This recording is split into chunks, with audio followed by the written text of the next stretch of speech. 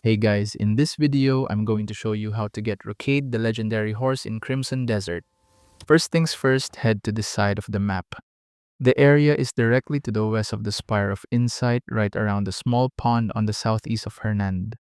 This horse is not hard to miss since he has a jet black coat compared to the other horses around him. Now, the way I tame this horse is first get on top of a spot like this, then slowly glide down towards that horse, then ride it. My biggest tip for you when taming horses is instead of adjusting the direction of your movement to match the backside of the horse, move your camera to a top-down view like this, then just hold on to one direction and rotate your camera to match the horse's movement. You do need a bit of stamina for this, so be patient when taming this horse considering it's also a legendary animal.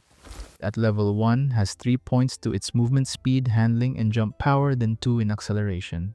The skills of this horse is what sets it apart. At level 5, you can sprint on water and gain a second speed boost after the first boost from drifting. He's one level slower compared to the other legendary horses at max level, so keep that in mind. And that is how to get Rokade, the legendary horse in Crimson Desert. Thank you so much for watching.